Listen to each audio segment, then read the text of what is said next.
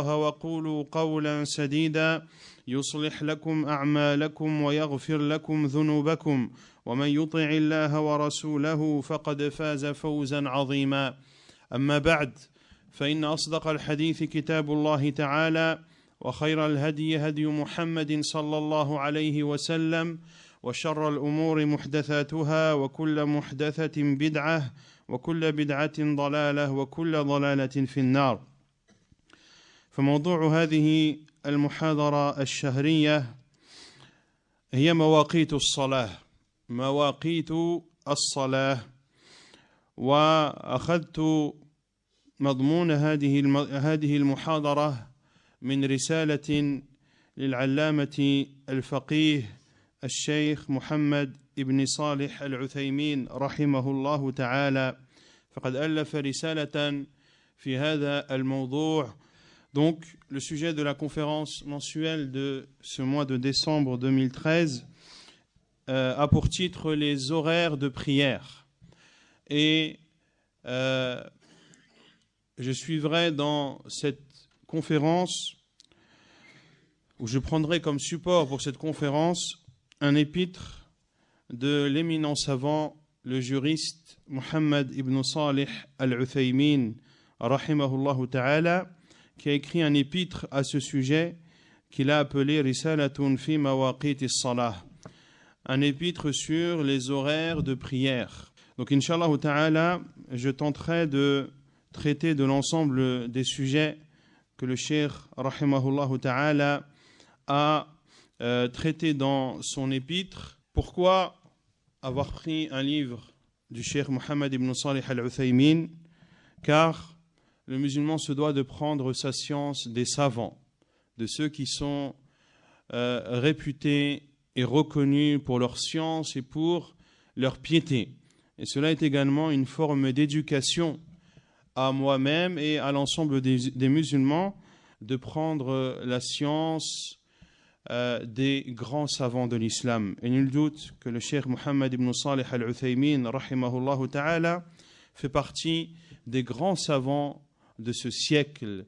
Et il fait partie des savants qui sont une référence pour les musulmans. Le cheikh Muhammad ibn Salih al-Uthaymin, rahimahullah ta'ala, il prenait cela comme une règle. Si vous entendez une personne parler en mal de cet éminent savant, sachez que cette personne est douteuse et éloignez-vous-en comme vous vous éloignez d'une bête féroce. Et l'on pourrait dire la même chose pour Cheikh Ibn Baz et la même chose pour Cheikh Muhammad Nasiruddin al-Albani rahimahullah ta'ala. Donc Cheikh Ibn Uthaymin rahimahullah ta'ala dit dans l'introduction de son épître qu'Allah subhanahu wa ta'ala فرض على عباده 5 صلوات في اليوم والليلة مؤقتة بأوقات اقتضتها حكمة الله ليكون العبد على صلة بربه تعالى في هذه الصلوات مدة هذه الأوقات كلها، فهي للقلب بمنزلة الماء للشجرة تسقى به وقتا فوقتا لا دفعة واحدة ثم يقطع عنها. Il dit, rahimahullah, que Allah subhanahu wa ta'ala a rendu obligatoire à ses serviteurs d'accomplir 5 prières de jour et de nuit. Ces prières ont lieu pendant des moments bien précis, des moments qui ont été mis en place par la sagesse d'Allah subhanahu wa ta'ala. Ceci afin que le serviteur soit tout le temps en relation avec son Seigneur subhanahu wa ta'ala pendant l'ensemble de ses horaires. Et le cheikh rahimahullah donne un exemple ou fait une comparaison comme l'eau vient arroser l'arbre. Comme l'on arrose un arbre, on l'arrose à des moments bien précis et non arroser un arbre d'une seule et même fois, puis d'arrêter de l'arroser. Et parmi la sagesse d'Allah subhanahu wa ta'ala, dans le fait que les prières ont lieu à des horaires différentes et que cela permet aux serviteurs de ne pas être proie à une quelconque lassitude et de ne pas ressentir de poids lorsqu'il accomplit cette prière. Contrairement au fait que s'il devait l'accomplir dans une seule et même heure de la journée.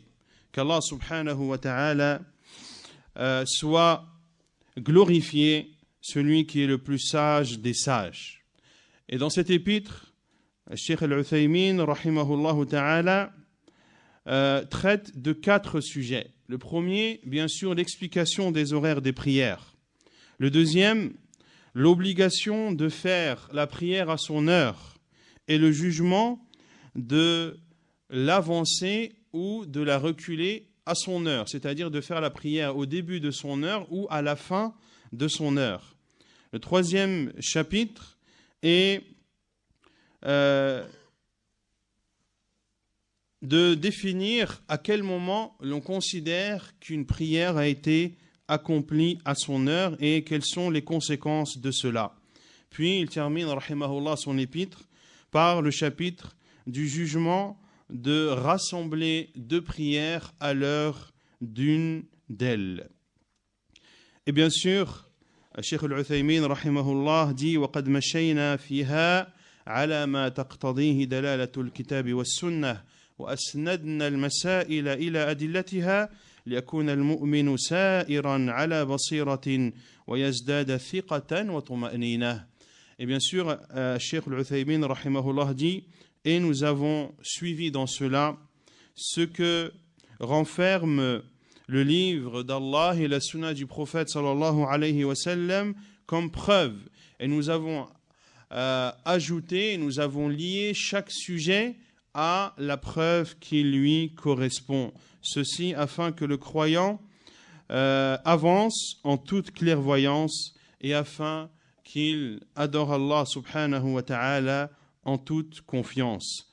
Et c'est à Allah azza wa jal que nous demandons de nous raffermir et il demande à Allah azza wa jal de mettre dans cet épître le bien et la bénédiction pour lui et pour l'ensemble des musulmans. ثم قال رحمه الله الفصل الأول في بيان مواقيت الصلاة قال تعالى وأنزلنا إليك الذكر لتبين للناس ما نزل إليهم ولعلهم يتفكرون وقال تعالى ونزلنا عليك الكتاب تبيانا لكل شيء وهدى ورحمة وبشرى للمسلمين. L'explication des heures des prières. Allah subhanahu wa ta'ala dit dans Surat An-Nahl, le verset 44, « Et vers toi, c'est-à-dire vers toi, ô Muhammad, nous avons fait descendre le Coran pour que tu exposes clairement aux gens ce qu'on a fait descendre pour eux, c'est-à-dire le Coran, et afin qu'ils réfléchissent. » Et il dit Azza wa Jal dans Surat An-Nahl, toujours cette même sourate, les abeilles, le verset 89, et nous avons fait descendre sur toi le livre comme un exposé explicite de toutes choses, ainsi qu'un guide, une grâce et une bonne annonce aux musulmans. Donc, il n'y a pas une chose dont les serviteurs ont besoin dans leur religion ou dans leur vie mondaine. Il n'y a pas une chose qui existe pour laquelle ils ont besoin de connaître le jugement sans qu'Allah Azza wa Jal ne l'ait explicité dans son livre ou à travers la sunna de son prophète sallallahu alayhi wa sallam. Car la sunna du prophète sallallahu alayhi wa sallam vient expliquer le Coran et vient le détailler. De même que la sunna vient restreindre les généralités du Coran. Comme le Coran restreint lui-même les généralité. Autrement dit, lorsqu'il y a un am, lorsqu'il y a un sujet général, eh bien ce jugement général peut être précisé ou peut être spécifié soit par une sunnah, soit par le Coran ou par l'ijma', comme cela est connu dans la science de Usul al-Fiqh.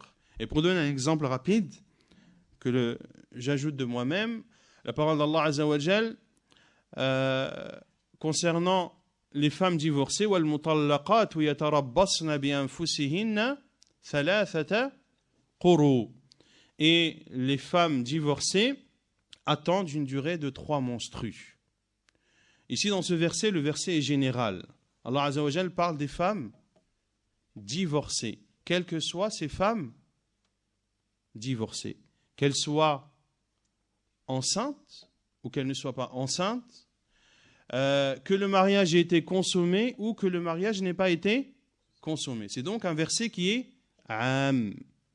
Et d'autres versets viennent spécifier ce premier verset. Par exemple, Allah Azza wa Jalla dit وَأُولَاتُ الْأَحْمَالِ أَجَلُهُنَّ أَن يَضَعْنَ حَمْلَهُنَّ. Et celles qui sont enceintes, leur période de viduité est jusqu'au moment où elles accouchent. Donc ici, le premier verset a été restreint par le second. Et l'autre verset où Allah Azza wa Jalla dit et les femmes pour lesquelles le mariage n'a pas été consommé, elles n'ont pas de période de viduité à respecter. Donc, lorsqu'une femme est divorcée et que le mariage n'a pas été consommé auparavant, le divorce est appliqué sur le champ. Donc, ce qui explique la parole de Cheikh Al-Uthaymin, rahimahullah, وَتُخَصِّصُ عُمُومَهُ وَالْقُرْآنُ يُخَصِّصُ عُمُومَهُ وَيُقَيِّدُ مُطْلَقَهُ أيضا. Et le tout provient d'Allah Azza wa Jal, que ce soit le Coran ou la Sunnah. Car le prophète sallallahu alayhi wa sallam, lorsqu'il parle, sa parole est révélation. وَمَا يَنْطِقُ عَنِ الْهَوَىٰ إِنْ هُوَ إِلَّا وَحْيٌ يُوحَىٰ. Et le prophète sallallahu alayhi wa sallam, comme le cite Cheikh Al-Uthaymin rahimahullah dans cette risala, a dit sallallahu alayhi wa sallam أَلَا إِنِّي أُوتِيتُ الْكِتَابَ وَمِثْلَهُ مَعَهُ. Il m'a été accordé le livre et un semblable avec lui. Quel est le semblable? La sunna du prophète sallallahu alayhi wa ala alihi wa sallam. Et c'est un hadith rapporté par Abu Daoud dans ses sunan selon une chaîne de transmission authentique. Et découle de cette règle générale, à savoir qu'il n'y a pas une chose dont les gens ont besoin de connaître le jugement sans que celle-ci soit présente dans le livre d'Allah ou dans la sunna du prophète sallallahu alayhi wa sallam. Eh bien, l'exemple de cela est l'explication des horaires de prière. Les horaires de prière, des prières qui sont au nombre de 5, qui sont les obligations faites par le corps,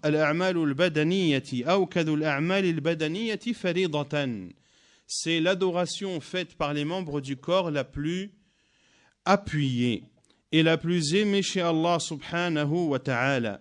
Et Allah subhanahu wa ta'ala a explicité les horaires de prière dans son livre et le prophète sallallahu alayhi wa sallam les a expliqués également de façon extrêmement précise, une explication qui suffit amplement. Quant au livre d'Allah Azza wa Jal, Allah Azza wa Jal dit dans Surat Al-Isra, le verset 78, أقم الصلاة لدلوك الشمس إلى غسق الليل وقرآن الفجر إن قرآن الفجر كان مشهودا. فأمر الله تعالى نبيه صلى الله عليه وسلم والأمر له أمر لأمته معه أن يقيم الصلاة لدلوك الشمس أي من زوالها عند منتصف النهار إلى غسق الليل وهو اشتداد الظلمة وذلك عند منتصفه ثم فصل فقال وقرآن الفجر أي صلاة الفجر وعبر عنها بالقرآن لأنه يطول فيها. Allah subhanahu wa ta'ala dit dans Surat Al-Isra, le verset 78, accomplit la prière au déclin du soleil jusqu'à l'obscurité de la nuit et fait aussi la lecture à l'aube, car la lecture à l'aube a des témoins. Allah Azza wa Jalla a donc ordonné à son prophète sallallahu alayhi wa sallam, et cet ordre ici est bien sûr général à l'ensemble de la communauté de Muhammad sallallahu alayhi wa sallam. Allah Azza wa Jalla ordonne d'accomplir la prière liduluk ash-shams, au déclin du soleil, c'est-à-dire lorsque le soleil dépasse son zénith au milieu de la journée. Et ceci jusqu'à l'obscurité de la nuit, c'est-à-dire jusqu'à ce que le ciel devient bien sombre. Et cela a lieu à peu près jusqu'à la moitié de la nuit. Puis Allah subhanahu wa ta'ala a explicité et a dit « Et fait aussi la lecture à l'aube », c'est-à-dire la prière de l'aube. Et pourquoi est-ce qu'Allah Azza wa Jal a caractérisé cette prière de l'Fajr par le Coran en disant la lecture? Car c'est pendant cette prière de l'Fajr que la lecture du Coran est longue, et plus longue. فاشتمل قوله تعالى لدلوك الشمس إلى غسق الليل أوقات صلوات أربع هي الظهر والعصر وهما صلاتان نهاريتان في النصف الأخير من النهار والمغرب والعشاء وهما صلاتان ليليتان في النصف الأول من الليل أما وقت الفجر ففصله بقوله وقرآن الفجر وعلم به تعيين الوقت من إضافته إلى الفجر وهو تبيين ضوء الشمس في الأفق. Et donc la parole d'Allah Azza wa Jal accomplit la prière au déclin du soleil. On a dit que le déclin du soleil, c'est lorsque le soleil dépasse son zénith jusqu'à l'obscurité de la nuit. Cette parole d'Allah Azza wa Jal englobe 4 prières, que sont les prières de Dhuhr, de l'Asr, qui sont 2 prières qui sont accomplies en journée, et notamment pendant la deuxième moitié de la journée, et Al-Maghrib et Al-Isha, qui sont 2 prières accomplies de nuit, notamment dans la première moitié de la nuit. Quant à l'heure de l'Fajr, Allah Azza wa Jal a explicité en disant « et la lecture de l'aube ». Et l'on sait que la prière de l'Fajr a lieu à l'aube, car Allah Azza wa Jal a associé ceci à l'aube. Et qu'est-ce que l'aube? C'est l'apparition de la lueur du soleil à l'horizon. Et Allah subhanahu wa ta'ala a rassemblé les horaires de ces 4 prières sans séparation. Donc ici, Allah Azza wa Jal a fait une séparation entre les prières qui sont faites du déclin du soleil jusqu'à l'obscurité de la nuit. Puis il a dit « Wa Qur'an al-Fajr » et la lecture du Fajr, c'est-à-dire la prière de l'Fajr. Donc Allah Azza wa Jal a fait une séparation entre les 4 prières qui se suivent du déclin du soleil jusqu'à l'obscurité de la nuit et la prière de l'Fajr. Donc Allah Azza wa Jal a cité ces 4 prières que sont Al-Dhuhr, Al-Asr, Al-Maghrib et Al-Isha sans séparation, car les horaires de ces prières se suivent. Lorsqu'une prière sort, lorsque l'heure d'une prière sort, l'heure de la suivante entre. Et Allah Azza wa Jal a cité la prière de l'Fajr de façon séparée, car la prière de l'Fajr n'est liée à aucune prière, ni avant, ni après. Ni avant, ni après. Car avant la prière du Fajr, on a vu que la prière qui précède le Fajr, c'est la prière de l'Isha. Mais la prière de l'Isha s'arrête, l'heure de la prière de l'Isha s'arrête à la moitié de la nuit. Donc, entre la deuxième moitié de la nuit et le Fajr, il n'y a aucune prière. Pareil, après la prière de l'Fajr, on a vu que la prière de Dhuhr commence lorsque le soleil dépasse son zénith. Donc, entre la prière de l'Fajr et la première moitié de la journée, il n'y a aucune prière. Pour cela qu'Allah subhanahu wa ta'ala a cité la prière de l'Fajr de façon indépendante. Donc ceci est la preuve des horaires de prière dans le livre d'Allah subhanahu wa ta'ala. أما في السنة ففي صحيح مسلم عن عبد الله بن عمرو بن العاص رضي الله عنهما أن النبي صلى الله عليه وسلم قال وقت الظهر إذا زالت الشمس وكان ظل الرجل كطوله ما لم يحضر العصر ووقت العصر ما لم تصفر الشمس ووقت صلاة المغرب ما لم يغب الشفق ووقت صلاة العشاء إلى نصف الليل الأوسط ووقت صلاة الصبح من طول الفجر ما لم تطلع الشمس. Quant à la sunna du prophète sallallahu alayhi wa sallam,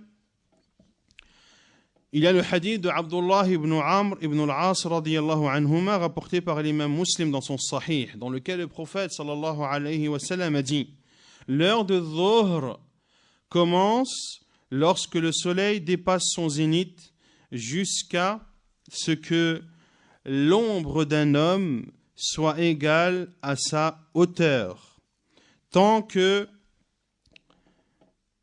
la prière de l'Asr n'entre pas. Et la prière de l'Asr a lieu, c'est-à-dire commence du moment où l'ombre de l'homme est égale à sa taille jusqu'à ce que le soleil devienne très jaunâtre. Et l'heure de la prière du Maghrib a lieu tant que ne disparaît pas le crépuscule rouge. Et la prière de l'Isha s'étend jusqu'à la moitié de la nuit.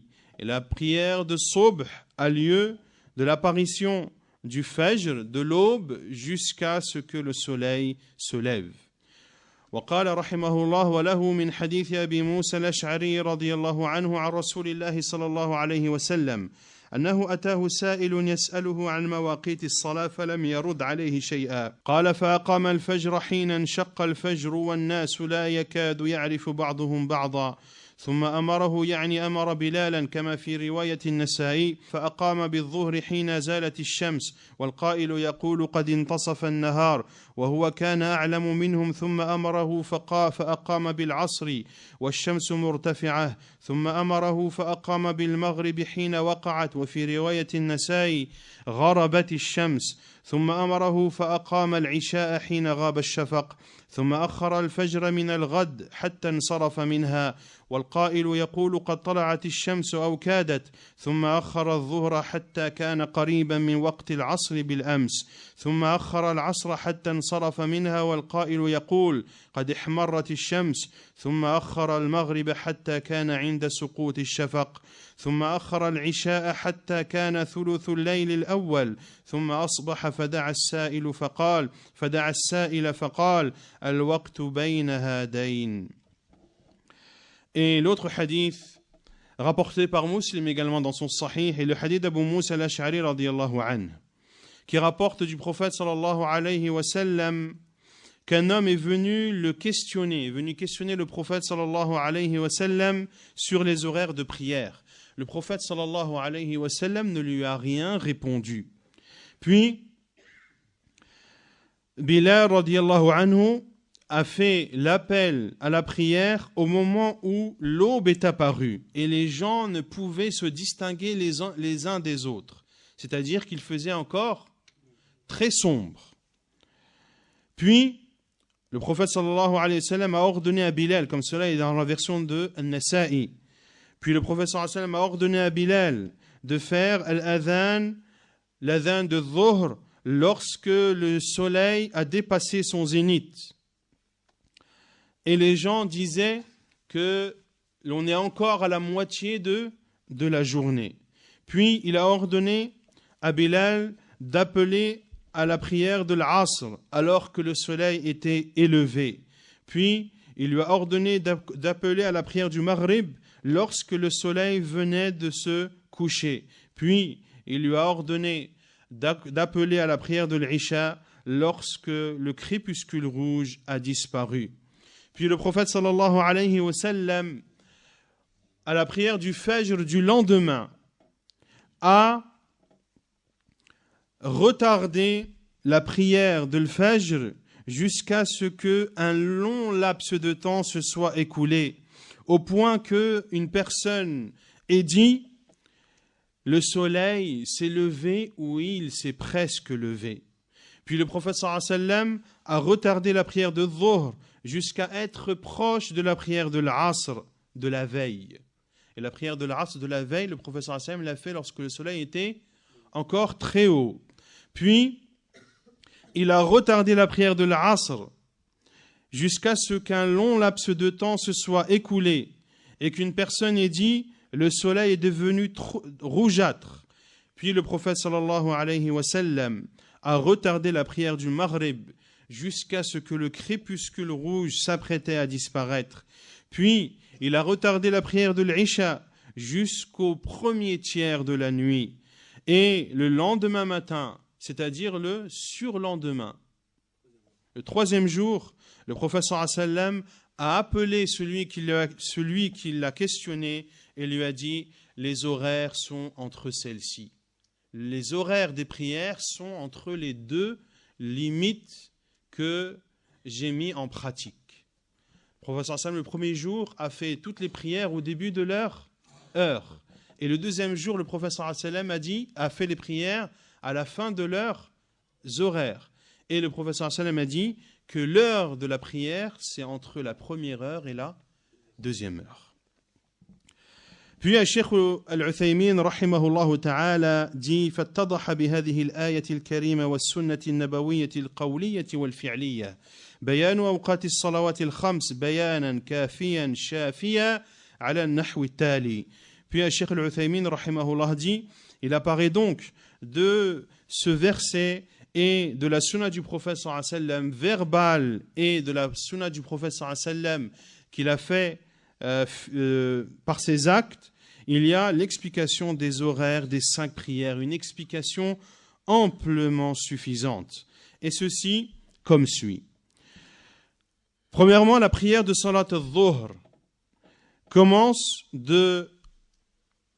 lorsque le soleil dépasse son zénith, c'est-à-dire lorsqu'il dépasse la moitié du ciel, jusqu'à ce que l'ombre de toute chose soit à la taille de celle-ci.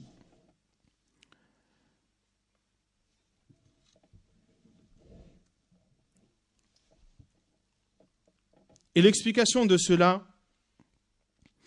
est que lorsque le soleil se lève, l'ombre de chaque chose est grande. Puis cette ombre ne cesse de diminuer. L'ombre ne cesse de diminuer lorsque le soleil se lève. Plus le soleil se lève et plus l'ombre est petite. Jusqu'à ce que l'ombre disparaisse. Lorsque le soleil est au-dessus de l'objet ou de la personne, eh bien, il n'y a plus d'ombre. Et lorsque l'ombre réapparaît, c'est-à-dire lorsque le soleil commence son déclin, c'est là où l'heure de Dhuhr commence. Jusqu'à ce que l'ombre de la chose ou de la personne a la même taille que cette même chose ou cette même personne. À ce moment, l'heure de Dhuhr sort. Puis il dit, rahimahullah, وقت صلاة العصر من كون ظل الشيء مثله إلى أن تصفر الشمس أو تحمر ويمتد وقت الضرورة إلى الغروب لحديث أبي هريرة رضي الله عنه أن النبي صلى الله عليه وسلم قال من أدرك ركعة من الصبح فقد قبل أن تطلع الشمس فقد أدرك الصبح ومن أدرك ركعة من العصر قبل أن تغرب الشمس فقد أدرك العصر. Et l'heure de l'Asr commence du moment où l'ombre de l'objet ou de la personne a la même taille que celle-ci, jusqu'à ce que le soleil devienne extrêmement jaune ou rouge. Et Cheikh Al-Uthaymin dit, et l'horaire waqt ad-darura, l'horaire dans lequel la prière de l'Asr n'est faite qu'en cas de force majeure. Et les savants ont dit, concernant l'heure de l'Asr, que l'heure de l'Asr est divisée en deux. Il y a l'heure dans laquelle la prière est autorisée, et il y a une heure dans laquelle l'heure de l'Asr ne peut être faite qu'en cas de force majeure. Qu'en cas de force majeure. L'heure dans laquelle l'heure de l'Asr se fait de façon normale, c'est lorsque l'ombre d'une chose ou d'une personne a la même taille que celle-ci, jusqu'à ce que le soleil devienne extrêmement jaunâtre ou rouge.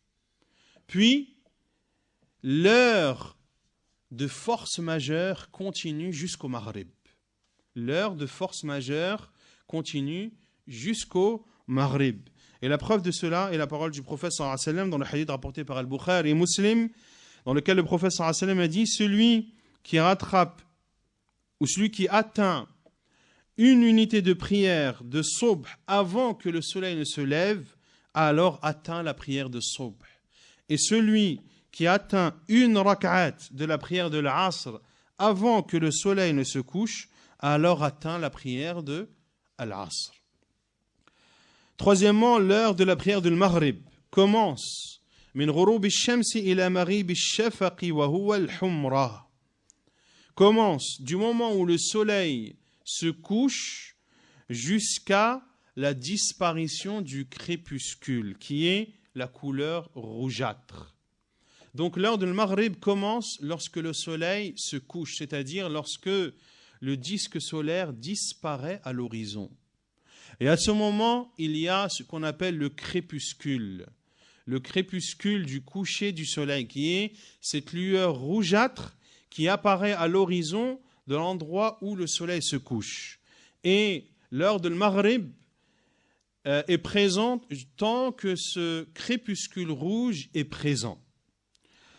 ووقت صلاة العشاء الآخرة من مغيب الشفق إلى نصف الليل ولا يمتد وقتها إلى طلوع الفجر لأنه خلاف ظاهر القرآن وصريح السنة حيث قال تعالى أقم الصلاة لدلوك الشمس إلى غسق الليل ولم يقل إلى طلوع الفجر وصرحت السنة بأن وقت العشاء ينتهي بنصف الليل كما رأيت في حديث عبد الله بن عمرو رضي الله عنهما.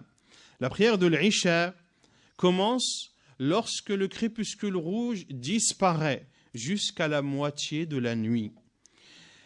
Et l'heure de l'Isha ne s'étale pas jusqu'à l'apparition de l'aube, car cela est contraire au Coran et à la sunna du prophète sallallahu alayhi wa sallam. Contraire au Coran, car Allah azza wa jalla a dit: accomplit la prière du déclin du soleil jusqu'à l'obscurité de la nuit. Allah azza wa jalla n'a pas dit jusqu'à l'apparition de l'aube. Et également parce que le sunna du prophète sallallahu alayhi wa sallam a été clair dans le fait que la fin de la prière de l'Isha est la moitié de la nuit, comme cela est rapporté dans le hadith que l'on a cité précédemment, le hadith de Abdullah ibn Amr radiyallahu anhuma. ووقت صلاة الفجر من طلوع الفجر الثاني وهو البياض المعترض في الأفق الشرقي الذي ليس بعده ظلمة إلى طلوع الشمس. Et l'heure de la prière de l'Fajr commence de l'apparition de la deuxième aube, Al-Fajr al-Thani. Ici, Cheikh Al-Uthaymin, rahimahullah, fait allusion à Al-Fajr al-Sadiq et Al-Fajr al-Kadhib, qu'il y a deux aubes. Il y a l'aube véridique et l'aube mensongère. Et ici, l'aube qui, lorsqu'elle apparaît, proclame l'heure de l'entrée de la prière de l'Fajr, c'est l'aube véridique, c'est la deuxième aube, celle qu'a décrit Cheikh Al-Uthaymin en disant c'est cette lueur blanche horizontale qui apparaît à l'horizon est, et qui n'est pas suivie de ténèbres. Et ceci jusqu'au lever du soleil. Car les savants disent que la différence entre l'aube mensongère et l'aube véridique. L'aube mensongère est une aube dont la lueur n'est pas horizontale mais verticale. Ce sont des traits verticaux. Et après cette lueur blanche, ces traits verticaux, eh bien, il y a cette lueur blanche est suivie de ténèbres, c'est-à-dire qu'il y a la nuit qui revient par la suite. Et celui qui voit cette aube a l'impression que c'est la première aube. Celui qui ne fait pas attention ou qui ne connaît pas considère que c'est la première aube, que c'est l'aube véridique alors que c'est une aube mensongère. Et l'aube véridique, elle est reconnue par une lueur horizontale qui couvre l'horizon est. Pourquoi est? Car le soleil se lève à l'est et se couche à l'ouest. Et cette lueur blanche n'est plus suivie de ténèbres. C'est-à-dire que lorsqu'elle apparaît, eh bien, elle ne cesse de grandir jusqu'à ce que le soleil se lève. Puis, le Cheikh rahimahullah dit que ces horaires de prière concernent des endroits dans lesquels le jour et la nuit se succèdent dans un laps de temps de 24 heures. Que le jour et la nuit soient de même durée ou que l'un ou l'autre soit plus petit ou plus grand. Ici, ces horaires qui ont été cités concernent des endroits dans lesquels le jour et la nuit se succèdent pendant une durée de 24 heures. Que la durée de la journée soit égale à la journée de la nuit, à la durée de la nuit, ou que la durée du jour est plus courte que la durée de la nuit, ou que la durée de la nuit est plus courte que la durée du jour. À partir du moment où le jour et la nuit se succèdent en 24 heures, eh bien, l'on met en application ces horaires de prière. Puis, le Cheikh rahimahullah donne des explications sur les endroits dans lesquels le jour et la nuit ne se succèdent pas dans une durée de 24 heures. Et pour vous résumer ce que dit le Cheikh al-Uthaymin rahimahullah ta'ala, il dit que lorsque le jour et la nuit ne se succèdent pas dans une durée de 24 heures, il y a deux cas de figure. Soit cela a lieu pendant un certain temps, pendant quelques saisons par exemple, ou soit cela a lieu toute l'année. Si cela a lieu pendant quelques jours ou une durée moindre, il dit, rahimahullah, que l'on prend en compte le dernier moment où la journée et la nuit se sont succédés en 24 heures. Par exemple, si avant que le soleil et la nuit ne se succèdent plus en 24 heures, le moment précédent était que la nuit apparaissait pendant 4 heures et le jour pendant 20 heures. Eh bien, lorsque le jour et la nuit ne se succéderont pas en 24 heures, eh bien, l'on calculera nos heures de prière en prenant en compte la dernière fois que cela était possible. Et il dit, rahimahullah, concernant les endroits dans lesquels il y fait toujours nuit ou il fait toujours jour. Il dit que l'on doit estimer. Et il cite pour preuve le hadith du Dajjal. Lorsque les compagnons radiyallahu anhum ont demandé au prophète sallallahu alayhi wa sallam combien de temps le faux messie allait rester sur terre, le prophète sallallahu alayhi wa sallam a répondu Arba'una yawma, 40 jours. Puis le prophète sallallahu alayhi wa sallam a dit Yawmun ka sana, wa yawmun ka shahr, wa yawmun ka jumu'ah, wa sa'iru ayyamihi ka ayyamikum. Qalu ya Rasulallah, فذلك اليوم الذي كسنه أتكفينا فيه صلاة يوم قال لا أقدر له قدره.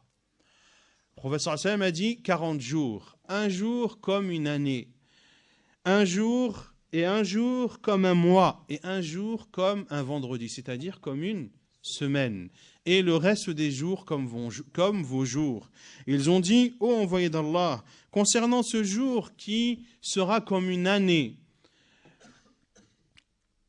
la prière d'un jour nous suffira, les prières d'un jour nous suffiront-elles? Le professeur Hassan a dit non, mais estimez-les. Non, mais estimez-les. Ainsi, le professeur Hassan n'a pas considéré que 5 prières suffisaient pour ce jour qui sera long comme une année. Ainsi, comment estimer? Certains savants ont dit l'on estime en considérant que le jour est de 12 heures et la nuit de 12 heures. Et ainsi, faire les prières selon cette estimation. Et d'autres savants ont dit, et c'est l'avis qu'a choisi Cheikh Al-Uthaymin, rahimahullah, que l'on doit prendre en compte l'endroit le plus proche dans lequel le jour et la nuit se succèdent dans une durée de 24 heures. Puis il dit, rahimahullah, l'obligation d'accomplir la prière à son heure et le jugement de l'avancer au début de son heure ou à la fin. Il est obligatoire de faire toutes les prières pendant l'heure qui lui a été fixée. Allah Azza wa Jalla dit, Inna as-salata kanat ala al-mu'minina kitaban mawquta. La prière demeure pour les croyants une prescription à des temps déterminés, c'est-à-dire une obligation qui est faite dans des heures bien précises. Et Allah Azza wa Jalla a dit dans le verset de l'Isra, accomplit la prière au déclin du jour, au déclin du soleil jusqu'à l'obscurité de la nuit et la lecture du Fajr, car la lecture du Fajr a des témoins. Il est donc interdit aux musulmans d'avancer une prière ou certaines prières avant l'entrée de son heure, car ceci fait partie, du dépassement, de l'outrepassement des limites d'Allah, et cela est considéré comme istihza'un bi ayati, comme le fait de se moquer des signes d'Allah. Celui qui n'accomplit pas ses prières à l'heure, qui les fait avant son heure ou après, a commis deux péchés. Le premier, d'avoir outrepassé les limites d'Allah, car Allah Azza wa Jalla a tracé les limites en définissant les horaires des prières, et cela est considéré également comme une moquerie vis-à-vis des signes d'Allah Azza wa Jalla. Puis il dit, rahimahullah, que celui qui fait cela, c'est-à-dire celui qui fait une prière avant son heure, et qu'il est excusé, soit par son ignorance, par son oubli ou par son insouciance, alors il n'a pas de péché. Il aura la récompense de la prière qu'il aura accomplie en dehors de son heure, mais il devra la faire lorsque son heure entrera. Il devra la faire lorsque son heure entrera. Car l'entrée de l'heure est le moment dans lequel il nous est ordonné de faire cette prière. Et celui qui l'a fait avant, sans excuse, sa prière ne sera pas acceptée de lui et il n'aura pas accompli son devoir. Car le prophète sallallahu alayhi wa sallam a dit Man amila amalan laysa alayhi amruna fahuwa radd. Celui qui accomplit un acte sans qu'il n'y ait notre commandement est rejeté. Et il est interdit aux musulmans de retarder la prière de son heure, car ceci également fait partie de l'outrepassement des limites d'Allah, et cela est considéré comme une moquerie vis-à-vis des signes d'Allah. Et celui qui fait cela sans excuse a commis un péché, sa prière est rejetée et n'est pas acceptée, et n'est pas considéré comme ayant accompli son devoir. Ceci pour preuve le hadith de Aïcha radiyallahu anha que l'on a cité précédemment, dans lequel le prophète sallallahu alayhi wa sallam dit qu'un acte qui est accompli sans qu'il n'y ait notre commandement est rejeté. Et cette personne qui a retardé la prière jusqu'à ce qu'elle sorte de son heure se doit de se repentir vers Allah subhanahu wa ta'ala et de réformer ses actions dans le futur. Et s'il retarde sa prière avec une excuse, que ce soit un sommeil ou un oubli ou une occupation qu'il pensait ou qu'il considérait comme lui permettant de retarder sa prière de son heure, alors il doit prier cette prière lorsque cette excuse est levée. Et la preuve est le hadith de Anas radiyallahu anhu, lorsque le prophète sallallahu alayhi wa sallam a dit Man nasiya salatan falyusalliha idha dhakaraha la kaffarata lahu illa dhalik. Wa fi riwaya man nasiya salatan aw nama anha muttafaqun alayh.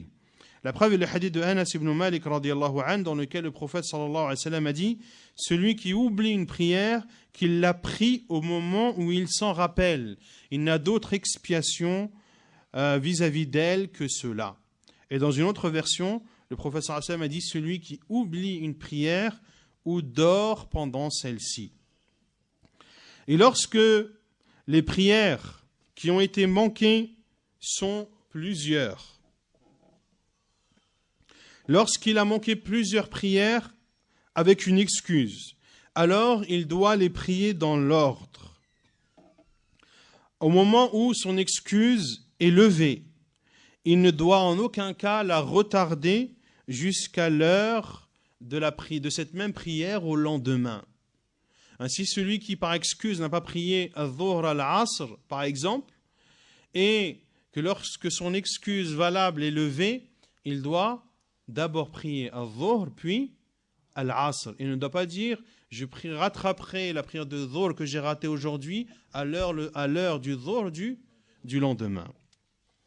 Et la preuve est le hadith de Jabir ibn Abdillah radiyallahu anhu, dans lequel il dit que le prophète sallallahu alayhi wa sallam fi ghazwati al-Khandaq tawadda'a ba'dama gharabat ash-shams fa salla al-'asra thumma salla ba'daha al-maghrib. Que le prophète sallallahu alayhi wa sallam, et le hadith est rapporté par Al-Bukhari et Muslim, dans la bataille de al-Khandaq, qui est aussi appelée Ghazwat al-Ahzab, que le prophète sallallahu alayhi wa sallam a fait ses ablutions après que le soleil se soit couché. Puis il a prié al-Asr et a prié par la suite al-Maghrib. Et dans l'autre verset, et dans l'autre hadith, شغلونا عن صلاة الوسطى صلاة العصر ملأ الله قلوبهم نارا. Qu'Allah remplisse leur tombe de feu. Ils nous ont occupés à faire la prière de l'Asr, la prière médiane, la prière de l'Asr. Lorsque les polythéistes ont encerclé le prophète sallallahu alayhi wa sallam, et les musulmans devaient faire face à l'ennemi, et ceux-ci les avaient occupés à faire la prière de l'Asr à son heure jusqu'à ce que le soleil se soit couché. Il y a donc une preuve dans ce hadith qu'une prière qui est passée doit être priée comme elle est priée à son heure. Et vient appuyer cela le hadith d'Abu Qatada radiyallahu anhu, dans l'histoire dans laquelle le prophète sallallahu alayhi wa sallam a dormi, lui et ses compagnons, dans un voyage, a dormi pendant la prière de l'Fajr, jusqu'à ce que le soleil se soit levé. في قصة نومه مع النبي صلى الله عليه وسلم في سفر عن صلاة الفجر حتى طلعت الشمس قال ثم أذن بلال بالصلاة فصلى رسول الله صلى الله عليه وسلم ركعتين ثم صلى الغداة فصنع كما يصنع كل يوم. Et dans cette histoire rapportée par Muslim dans son Sahih, lorsque le prophète sallallahu alayhi wa sallam, dans un des voyages, a dormi, lui et ses compagnons, radiyallahu anhum, jusqu'à, comme le cite le hadith, jusqu'à ce qu'ils aient été réveillés par la lumière du soleil. Puis Bilal, radiyallahu anhu, a fait l'appel à la prière. Et le prophète sallallahu alayhi wa sallam a prié 2 raka'at, qui sont les 2 raka'at de Al-Fajr, puis a prié Salat al-Ghadah. Et Salat al-Ghadah, c'est un des noms de Salat al-Subh. Ainsi, le prophète sallallahu alayhi wa sallam a fait comme il faisait tous les jours, c'est-à-dire faire les 2 raka'at de Al-Fajr, puis les 2 prières obligatoires de Subh. Ainsi, Cheikh al-Uthaymin dit, rahimahullah, que lorsque la journée, l'on rattrape une prière de la nuit, celle-ci devra se faire à haute voix. Et si la nuit l'on rattrape une prière de la journée, alors on devra la faire à voix basse. Ainsi, celui par exemple qui rattrape la prière de l'Maghrib et la prière de l'Isha le lendemain matin, eh bien il devra prier al-Maghrib à voix haute et l'Isha à voix haute. Bien sûr, les 2 premières raka'at. Et l'autre cas de figure est également valable lorsque la journée tu rattrapes, lorsque la nuit tu rattrapes des prières manquées la journée. Et il dit, rahimahullah, que celui qui n'a pas accompli les prières, qu'il a manqué par excuse, il ne les a pas accomplies dans l'ordre, il n'y a pas de mal à cela. Et celui qui ne savait pas qu'il avait oublié, qu'il n'avait pas accompli une prière jusqu'à avoir accompli celle qui la suit. Par exemple, celui qui a prié al-Asr et il a complètement oublié d'avoir prié al-Dhuhr. Qu'est-ce qu'il doit faire? Sallaha wa lam yu'id allati ba'daha. Il prie celle qu'il a oubliée sans refaire celle qui la suit. Sans refaire celle qui la suit. Autrement dit, dans l'exemple que l'on a donné, il prie salat al-Dhuhr sans refaire la prière de l'Asr. La parole et la preuve est la parole d'Allah Azza wa Jal, Rabbana la tu'akhidhna in nasina aw akhta'na. Ô Allah, ne nous prends pas en compte si nous oublions ou nous nous trompons. Et les savants ont dit, comme le cite Cheikh al-Uthaymin rahimahullah, que lorsque la prière que tu n'as pas accomplie, que tu as oubliée, lorsque tu t'en rappelles au moment où la prière suivante, ou l'heure de la prière suivante s'apprête à sortir, alors tu dois prier la prière actuelle et non pas la retarder, car dans ce cas tu auras retardé 2 prières au lieu d'une. Dans l'exemple que l'on donne, tu n'as pas prié la prière de Dhuhr. Tu t'en es rappelé que vers la fin de la prière de l'Asr. Si tu pries à Dhuhr, l'heure de la prière de l'Asr va sortir. Tu auras donc retardé 2 prières. Et les savants disent ici que dans ce cas précis, tu accomplis la prière actuelle. Tu fais al-Asr pour la faire à son heure. Puis, tu la fais suivre de la prière de Dhuhr. Puis il dit, rahimahullah, que le mieux est d'avancer la prière et d'accomplir la prière au début de son heure. Car c'est ce qu'a fait le prophète sallallahu alayhi wa sallam. Et cela est considéré comme le fait d'accourir vers le bien et de s'empresser d'accomplir son devoir.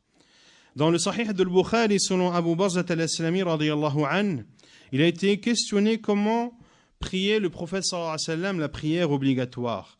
Il a répondu كان يصلي الهجير التي تدعونها الأولى حين تضحض الشمس وفي رواية إذا زالت الشمس ويصلي العصر ثم يرجع أحدنا إلى رحله في أقصى المدينة والشمس حية. Et la preuve est le hadith d'Abu Barzat al-Aslami radiyallahu anhu lorsqu'il a été questionné sur comment accomplissait le prophète sallallahu alayhi wa sallam ses prières obligatoires. Il a répondu, il priait al-Hajir, celle que vous appelez la première, qui est salat al-Dhuhr, au moment où le soleil dépassait son zénith.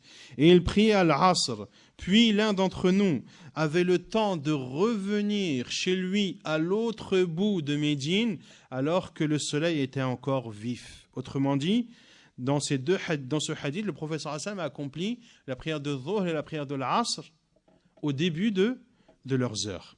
وروى مسلم من حديث سلمة بن الأكوع رضي الله عنه أن النبي صلى الله عليه وسلم كان يصلي المغرب إذا غربت الشمس وتوارت بالحجاب.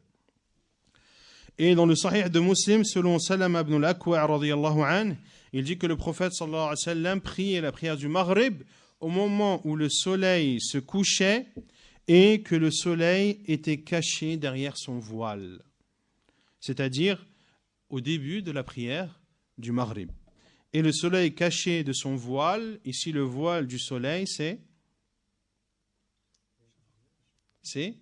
al-ufuq, c'est là l'horizon. وكان يستحب أن يؤخر من العشاء التي تدعونها العتمة وكان يكره النوم قبلها والحديث بعدها وكان ينفتل من صلاة الغداة حين يعرف الرجل جليسه ويقرأ بالستين إلى المئة. Et concernant la prière de l'Isha, le prophète sallallahu alayhi wa sallam l'a retardée, celle que vous appelez al-Atamah, qui est un des noms de Salat al-Isha. Et le prophète sallallahu alayhi wa sallam détestait de dormir avant et de parler après. Et lorsqu'il terminait la prière du Fajr, il terminait la prière de l'Fajr lorsque l'homme reconnaissait celui qui était assis à côté de lui, et il lisait pendant la prière de l'Fajr entre 60 et 100 versets. Et Al-Bukhari et Muslim rapportent dans leur Sahih, selon Jabir ibn Abdillah radiyallahu anhu, que le prophète sallallahu alayhi wa sallam priait l'Isha de temps en temps, ahyanan wa ahyana. De temps en temps, il la priait au début de son heure et de temps en temps à la fin de son heure. Puis il dit, radiyallahu anhu, lorsque le prophète sallallahu alayhi wa sallam voyait les compagnons qui étaient réunis, alors il accomplissait la prière de l'Isha. Et lorsqu'il les voyait se retarder, c'est-à-dire prendre leur temps pour venir à la mosquée, alors il retardait la prière de l'Isha. Et la prière de Subh, le prophète sallallahu alayhi wa sallam la priait, kana yusalliha bi ghalas. Et al-ghalas, c'est le moment où al-ghalas, c'est le mélange entre la lueur de l'aube et les ténèbres de la nuit. Autrement dit, que le prophète sallallahu alayhi wa sallam priait au début de l'heure de l'Fajr. Et dans le Sahih de Muslim, selon Abdullah ibn Umar radiyallahu anhuma, il dit, nous sommes restés une nuit à attendre le prophète sallallahu alayhi wa sallam pour la prière de l'Isha. Il est sorti lorsque était dépassé le tiers de la nuit. Et le prophète sallallahu alayhi wa sallam a dit, dans ce même hadith, لولا أن يثقل على أمتي لصليت بهم هذه الساعة ثم أمر المؤذن فأقام الصلاة وصلى. Et le prophète sallallahu alayhi wa sallam a dit ce jour-là, si ce n'était pas lourd pour ma communauté, j'aurais prié l'Isha, la prière de l'Isha à cette heure-ci, c'est-à-dire au premier tiers de la nuit. Puis il a ordonné au mu'adhin d'appeler à la prière et de prier. Et dans le Sahih de Bukhari, selon Abu Dharr al-Ghifari radiyallahu anhu, il dit, nous étions avec le prophète sallallahu alayhi wa sallam en voyage. L'appeleur, al-mu'adhin, a voulu appeler à la prière de Dhuhr, et le prophète sallallahu alayhi wa sallam lui a dit, abrid, rafraîchis. Puis il a voulu appeler à la prière, puis le prophète sallallahu alayhi wa sallam a dit, rafraîchis, hatta ra'ayna fay'at talul. Hatta ra'ayna fay'at talul. Jusqu'à ce que nous ayons vu l'ombre, al-fay, qui est un nom donné à l'ombre qui vient après que le soleil dépasse son zénith. Pour cela que la langue arabe est beaucoup plus précise que la langue française. La langue française, l'ombre avant le zénith et après le zénith, on appelle ça une ombre. En arabe, non. Après le zénith, on appelle ça al-fay. Et at-taloul, c'est le pluriel de tel, afwan. Et tel, c'est un amas de sable et de terre qu'il y a à la surface de la terre, dont la hauteur n'est pas grande. Or, ce que l'on comprend de ce hadith du prophète sallallahu alayhi wa sallam, lorsque les compagnons ont dit, jusqu'à ce que nous ayons vu l'ombre qui a lieu après que le soleil ait dépassé son zénith, l'ombre de ces petits amas de sable et de terre. Car une chose, plus elle est grande, et mieux on voit son ombre. Et plus elle est petite, et moins l'on voit son ombre. Pour voir l'ombre d'une chose qui n'est pas haute, il faut que le soleil se soit bien descendu. Autrement dit, qu'ici, le prophète sallallahu alayhi wa sallam a prié lorsque un long laps de temps s'est écoulé après que le soleil ait dépassé son zénith. Et le prophète sallallahu alayhi wa sallam a dit par la suite, Inna shiddat al-harri min fayhi jahannam, min fayhi jahannam, fa idha ishtadda al-harra fa abridu bis-salah. Puis il a dit sallallahu alayhi wa sallam, la forte chaleur provient des émanations de l'enfer. Lorsque la chaleur est forte, alors retardez la prière jusqu'à ce que le temps se rafraîchisse. Puis Cheikh al-Uthaymin rahimahullah dit qu'il y a dans ces hadiths la preuve que la sunnah est de s'empresser à accomplir la prière au début de son heure, hormis 2 prières.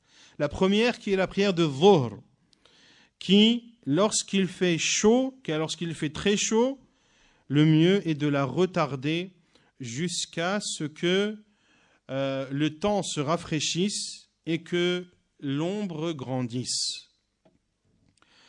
La deuxième prière est la prière de l'Isha, qui est retardée jusqu'au premier tiers de la nuit, sauf s'il y a dans cela une contrainte. Ainsi, l'on doit jauger en fonction de la situation des prières. Si l'imam voit les gens rassemblés, alors il prie. S'il les voit retardés, alors il retarde.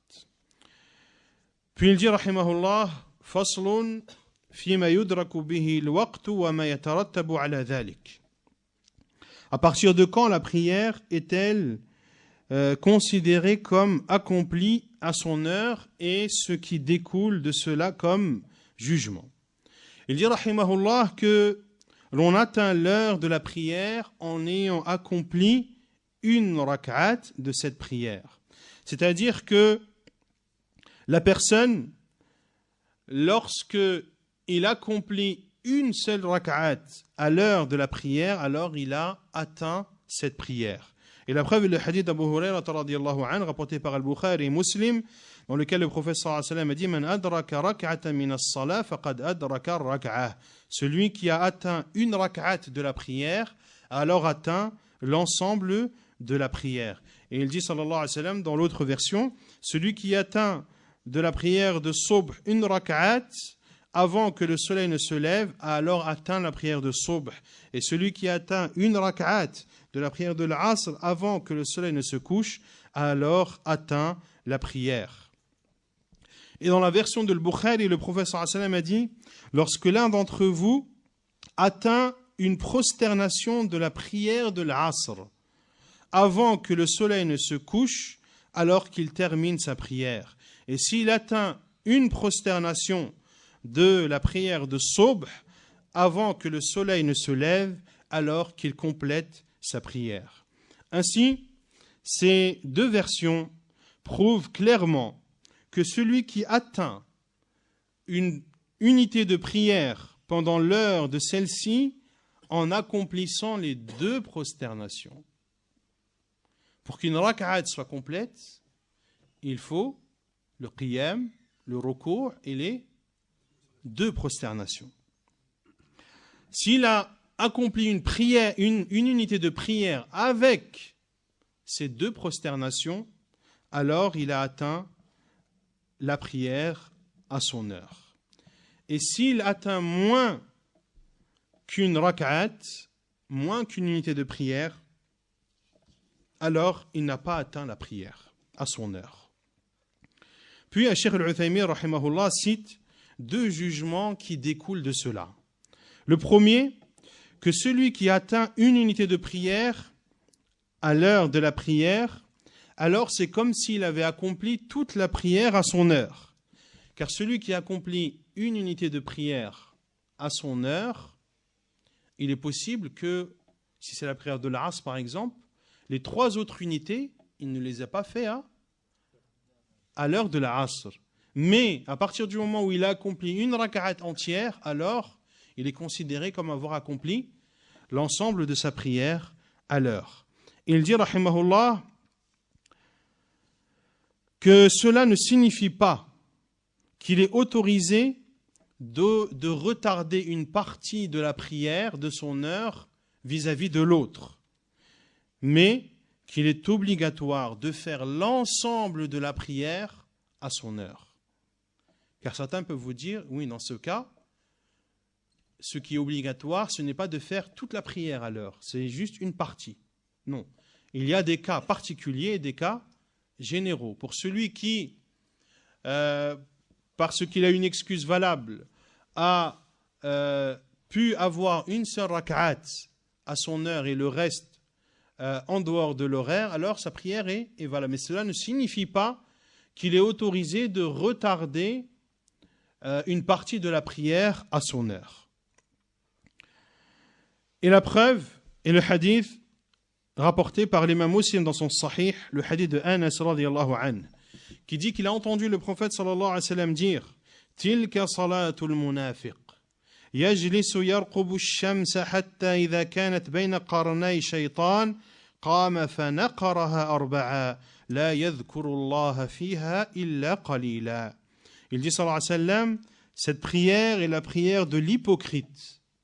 Il s'assied en scrutant le soleil jusqu'à ce que le soleil se trouve entre les cornes du diable, et dans l'autre hadith que le soleil se couche entre les cornes du diable. Donc ici le prophète sallallahu alayhi wa sallam, lorsqu'il a dit jusqu'à ce que le soleil soit entre les deux cornes du diable, c'est-à-dire que le soleil s'apprête à se coucher.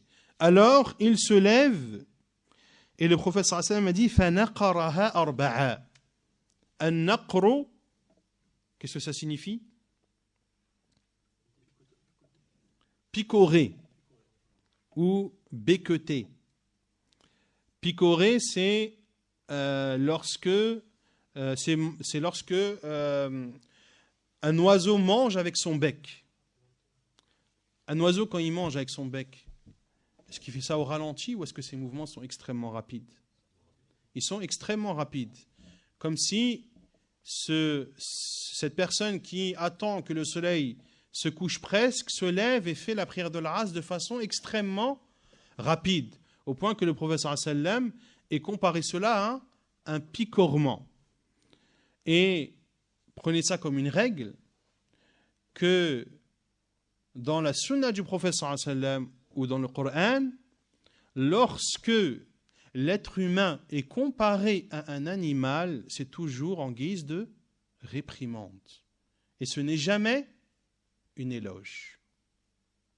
Le prophète sallallahu alayhi wa sallam a interdit de prier, de s'allonger comme s'allonge le chien dans la prière, en mettant en avant ses avant-bras. Et plein d'autres comparaisons qu'Allah subhanahu wa ta'ala ou son prophète sallallahu alayhi wa sallam ont fait avec les animaux. Donc ici, le prophète sallallahu alayhi wa sallam a dit jusqu'à ce que le soleil soit entre les cornes du diable, alors il se lève et la picore 4 fois. C'est-à-dire, il fait les 4 rak'at de façon extrêmement rapide. Et il dit sallallahu alayhi wa sallam, la yadhkurullaha fiha illa qalila. Il n'évoque Allah dans cette prière que très peu. Le deuxième jugement qui découle de cela est, je vous demande d'être attentif à cela. Il dit, rahimahullah, que celui qui atteint, on déduit de cela, que celui qui a atteint l'heure de la prière pendant une durée suffisante pour accomplir une rak'at, alors cette prière est obligatoire pour lui. Celui qui atteint l'heure de la prière pendant un laps de temps suffisant pour accomplir une unité de prière, alors cette prière est obligatoire. Puis, Cheikh Al-Uthaymin, rahimahullah, et il dit, que cela ait lieu au début de l'heure ou à la fin de l'heure. Que cela ait lieu au début de l'heure ou à la fin de l'heure. Et il donne un exemple. 2 exemples, rahimahullah. Le premier concernant le début de l'heure. Il dit, rahimahullah, lorsqu'une femme a ses menstrues,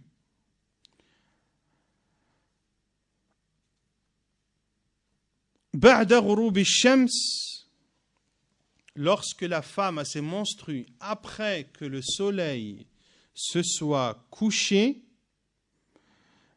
d'une durée dans laquelle il est possible de faire une unité de prière ou plus, et qu'elle n'a pas prié le maghrib, alors elle devra la rattraper au moment où elle se purifiera.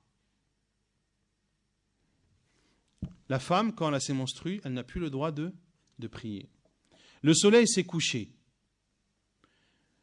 Quelques minutes plus tard, la femme a ses menstrues. Donc, elle ne peut plus prier.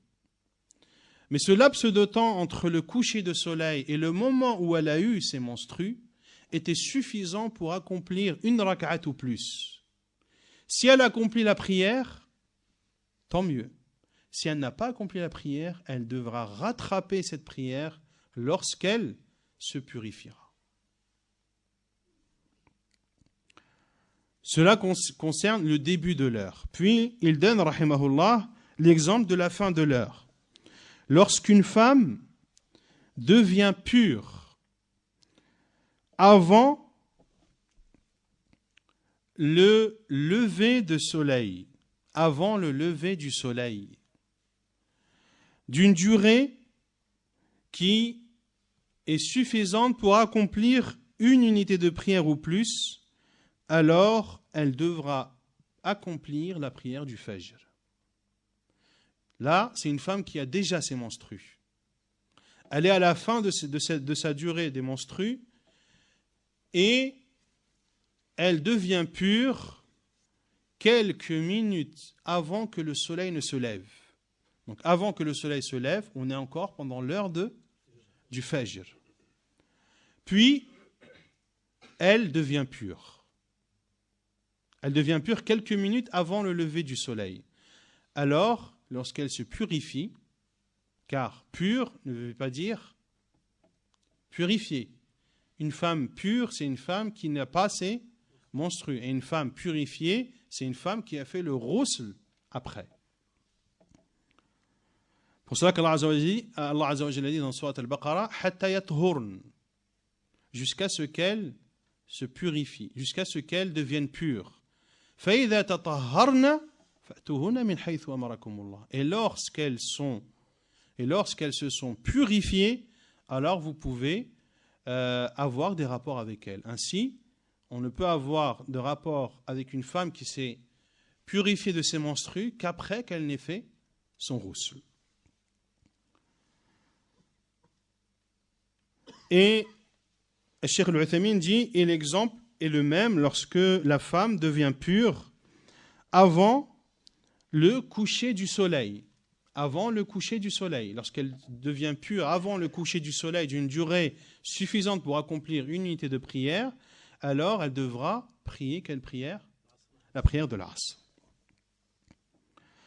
Et si elle a ses menstrues après le coucher du soleil, d'une durée qui ne permet pas d'accomplir une unité de prière, ou lorsqu'elle devient pure avant le lever du soleil, d'une durée moindre ou d'une durée dans laquelle il n'est pas possible d'accomplir une unité de prière, alors il ne lui est pas obligatoire d'accomplir la prière de l'Asr dans le premier exemple, et il ne lui est pas obligatoire d'accomplir la prière de l'Fajr dans le second exemple. Puis, il termine, rahimahullah, par le 4e chapitre, qui est le jugement de rassembler deux prières à l'une d'entre elles. Il a été cité dans les chapitres précédents l'obligation d'accomplir chaque prière à son heure qui a été définie, et que cela est la base. Mais il y a certaines situations qui demandent de rassembler entre deux prières.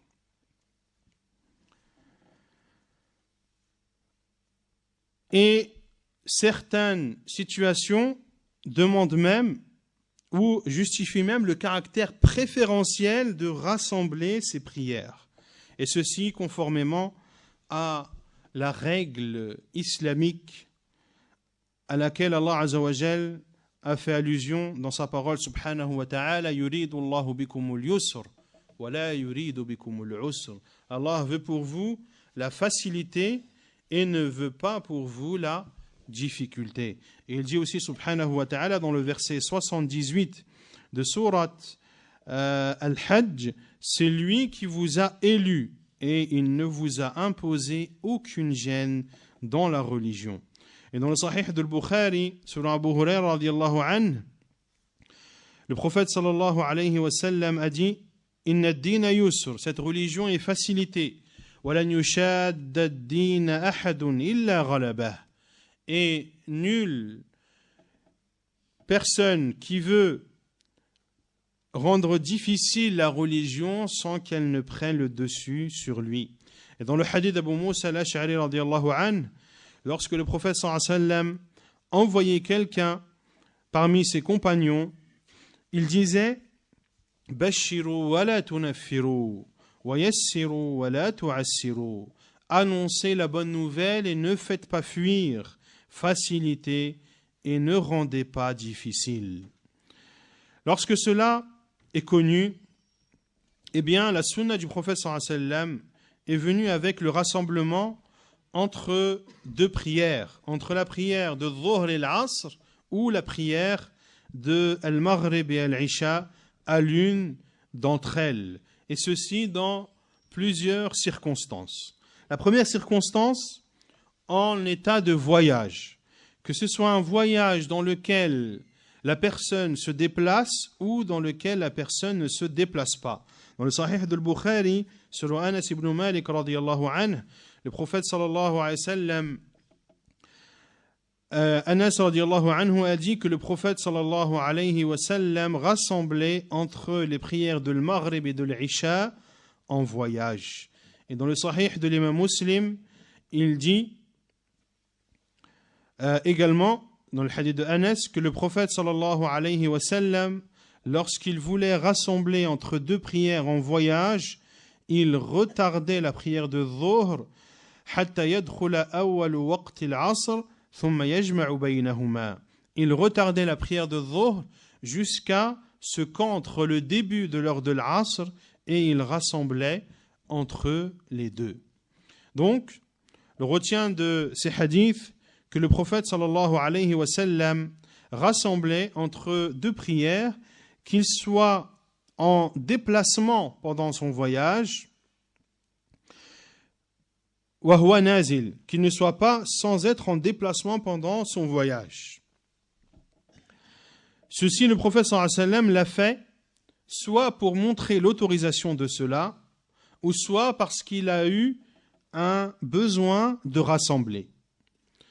Ceci car le prophète sallallahu alayhi wa sallam n'a pas rassemblé dans les prières dans son pèlerinage lorsqu'il était à Mina. Donc un voyageur, il y a deux cas. Soit il se déplace pendant son voyage, ou soit il ne se déplace pas. Quand on dit ne se déplace pas, c'est-à-dire que, bien sûr, pour voyager, il faut se déplacer.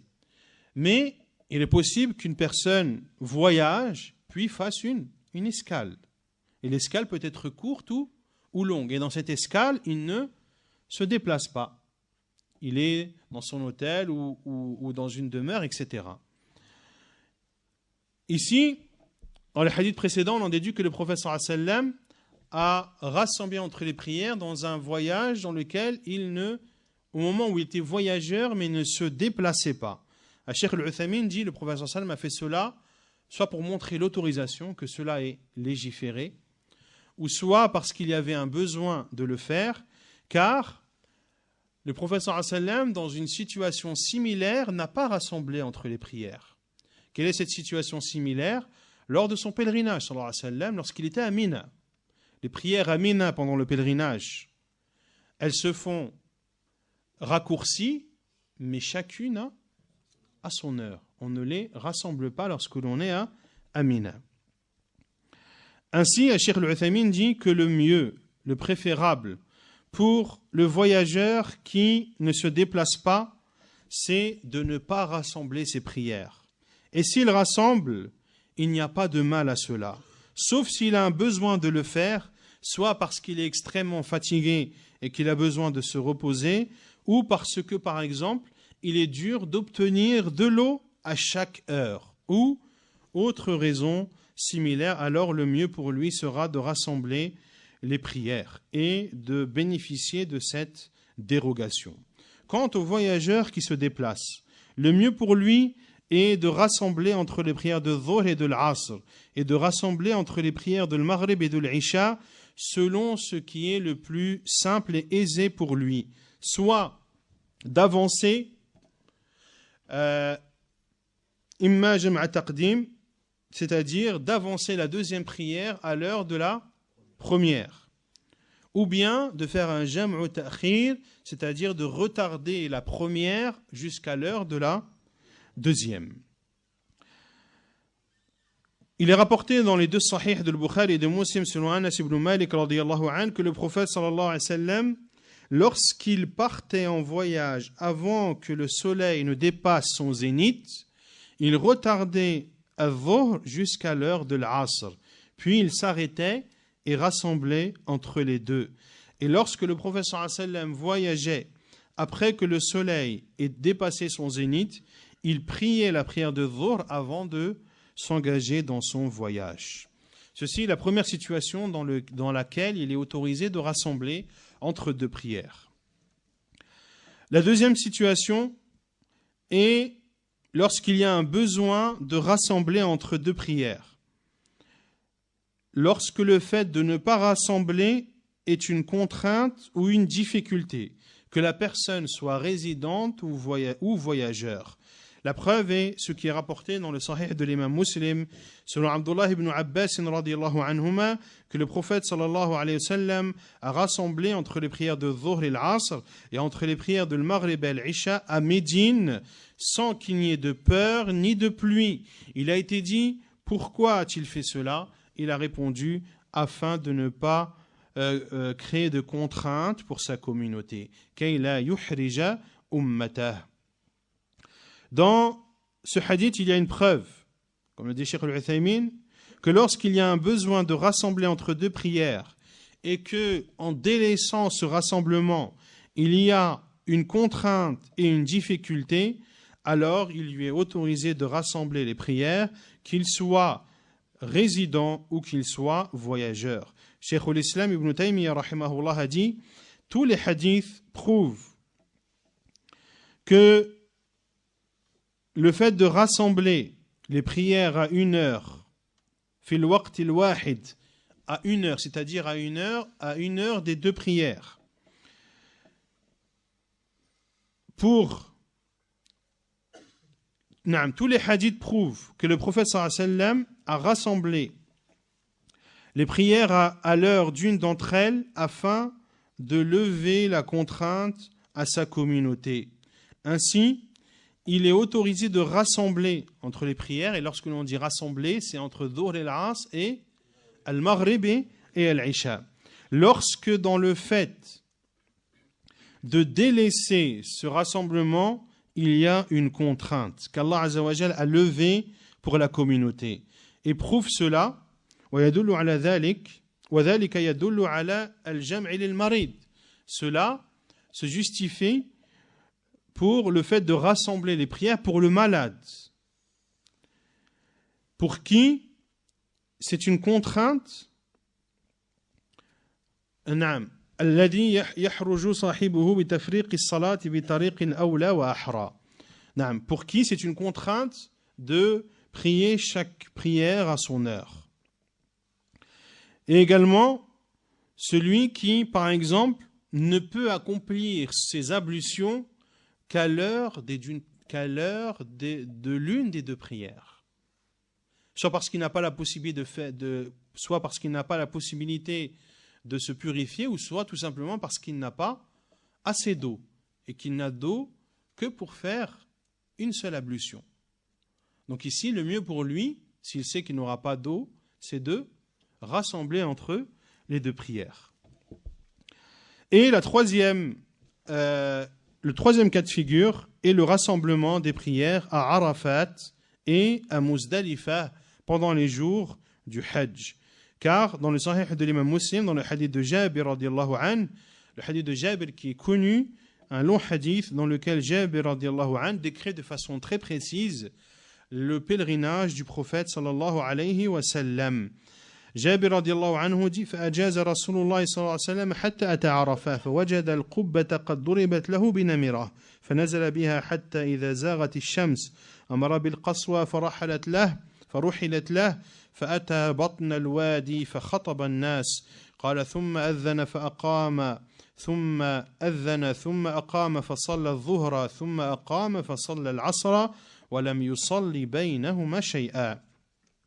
Dans le hadith de Jabir, dans lequel il dit que le prophète sallallahu alayhi wa sallam, lorsqu'il a dépassé Al-Muzdalifa et s'est dirigé à Arafat. On ne va pas rentrer dans les détails, mais il y a une faïda dans cela, à savoir que les polythéistes faisaient une forme de pèlerinage. Et les Quraysh de la Mecque ne se rendaient jamais à Arafat. Ils restaient toujours à Al-Muzdalifa. Et Al-Muzdalifa fait partie de l'Haram, fait partie de la terre sacrée. Et ils disaient, nous sommes les habitants de la terre sacrée, nous n'en sortons pas. Et lorsque les polythéistes ont vu, pendant le pèlerinage du prophète sallallahu alayhi wa sallam, combien de pèlerinages a fait le prophète sallallahu alayhi wa sallam? Combien de pèlerinages? Un seul. Le prophète sallallahu alayhi wa sallam a fait un seul pèlerinage dans sa vie. Le prophète sallallahu alayhi wa sallam est passé par Muzdalifa pour se rendre à Arafat. Et les polythéistes, lorsqu'ils ont vu le prophète sallallahu alayhi wa sallam passer par Al-Muzdalifa, ils ont cru qu'il allait s'y arrêter comme eux avaient l'habitude de s'y arrêter. Mais le prophète sallallahu alayhi wa sallam a dépassé Al-Muzdalifa et s'est rendu à Arafat. C'est pour ça que Jabir radiallahu anhu a dit فَأَجَازْ أَيْ تَجَاوَزْ. Le prophète sallallahu alayhi wa sallam a vu qu'on avait établi une tente pour lui à Namira. Et Namira ne fait pas partie de Arafat. Namira ne fait pas partie de Arafat. C'est pour ça que la mosquée de Namira actuelle est grande et vaste et que elle est tellement grande qu'une partie de cette mosquée fait partie de Arafat et l'autre partie ne fait pas partie de Arafat. Ceux qui ont l'occasion de prier dans Masjid al-Namira, ils verront qu'il y a une délimitation dans cette même mosquée pour dire ici c'est Arafat, ici ce n'est pas Arafat. Pour ceux qui veulent y rester toute la journée jusqu'au Maghreb, eh bien qu'ils fassent en sorte d'être du bon côté de la mosquée de Namira. Le prophète sallallahu alayhi wa sallam est resté à Namira jusqu'à ce que le soleil ait dépassé son zénith, puis il a ordonné à ce que l'on prépare sa chamelle appelée Al-Qaswa, et lorsque le prophète sallallahu alayhi wa sallam est arrivé à Batn al-Wadi, qui est aussi appelé Wadi Urana, qui, selon l'avis de la plupart des savants, ne fait pas partie également de Arafat. Puis le prophète sallallahu alayhi wa sallam a fait son discours et a prié la prière de Dhuhr et la prière de l'Asr en les rassemblant. Cela prouve que les prières se rassemblent à Arafat. Et la preuve pour Al-Muzdalifa est le hadith de Oussama ibn Zayd radiallahu anhu qui a accompagné le prophète sallallahu alayhi wa sallam dans son déplacement de Arafat à Al-Muzdalifa. Et le hadith est apporté par Al-Bukhari et Muslim lorsque Oussama ibn Zayd radiallahu anhu a dit que lorsque le prophète sallallahu alayhi wa sallam est arrivé à Al-Muzdalifa, il a fait ses ablutions, puis la prière de l'Maghrib.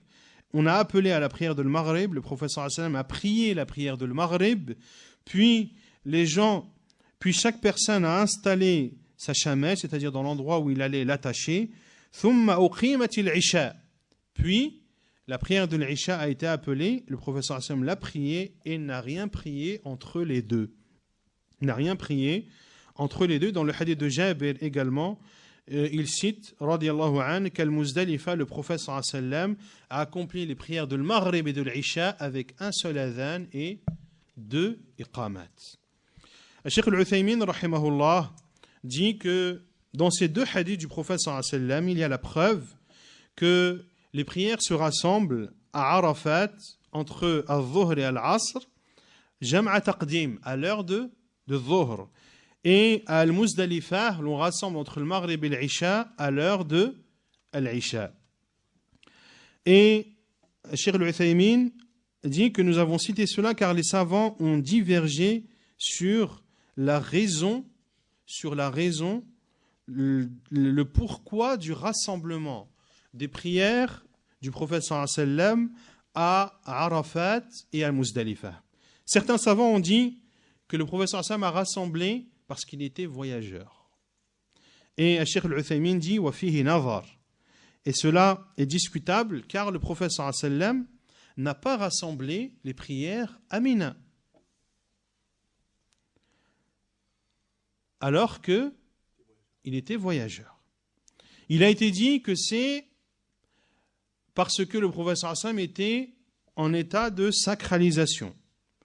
Et il dit aussi, rahimahullah, Cheikh al-Uthaymin, que cela est discutable. Car si c'était à cause du fait qu'il soit en état de sacralisation, le prophète sallallahu alayhi wa sallam aurait rassemblé les prières du moment où il était en état de sacralisation. Et d'autres ont dit al-maslahatu wal-haja. Ceci a été fait par le prophète sallallahu alayhi wa sallam par besoin et lil maslaha, parce qu'il y avait un intérêt dans cela. Et Cheikh al-Uthaymin dit wa huwa al-aqrab. Cela est le plus proche de la vérité, car le prophète sallallahu alayhi wa sallam a rassemblé entre Dhuhr et l'Asr à Arafat, car il y allait avoir un long laps de temps dans lequel les pèlerins vont se mettre debout et invoquer Allah subhanahu wa ta'ala. Et les gens étaient nombreux, ainsi ils étaient amenés à se disperser à Arafat, car Arafat est vaste, et les gens se dispersent à Arafat pour invoquer leur Seigneur subhanahu wa ta'ala. Et si on devait les appeler pour qu'ils se réunissent et pour prier ensemble, cela aurait été une difficulté pour eux. Quant à Al-Muzdalifa, eh bien, ils ont également besoin de rassembler, car les gens partent juste après le coucher du soleil. Et si ils devaient rester pour accomplir les prières à Al-Muzdalifa, ils auraient accompli leurs prières sans être en état de quiétude et sans faire preuve d'humilité et de concentration pendant celle-ci. وهذا عين الصواب والمصلحة لجمعه بين المحافظة على الخشوع في الصلاة ومراعاة أحوال العباد. Et ceci est la vérité que le prophète sallallahu alayhi wa sallam a réuni les prières pour l'intérêt des musulmans afin qu'ils soient concentrés dans leurs prières, et ceci en prenant en considération leur situation particulière pendant ces jours-ci. فَسُبْحَانَ الْحَكِيمِ الرَّحِيمِ.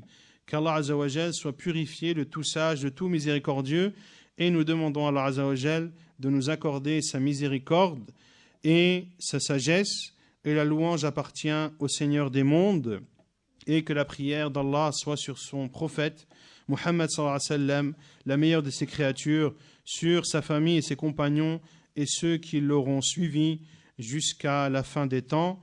Ainsi se termine cet épître de Cheikh Muhammad ibn Salih al-Uthaymin, qu'il a écrit, rahimahullah, le 15 du mois de Rabi' al-Awwal de l'année 1400. Autrement dit, ça fait à quelques mois près, combien d'années? 35 ans que Cheikh rahimahullah a écrit cet épître. Nas'al Allah azza wa jal an yaghfira lahu wa an yarhamah wa an yaktuba lahu al-ajra wa al-thawab wa an yafsuha lahu fi qabrih wa yaj'alahu rawdatan min riyad al-jannah. إنه ولي ذلك والقادر عليه وصلى الله وسلم وبارك على نبينا محمد وعلى آله وصحبه أجمعين وآخر دعوانا أن الحمد لله رب العالمين. Qu'Allah vous récompense pour votre attention et votre patience.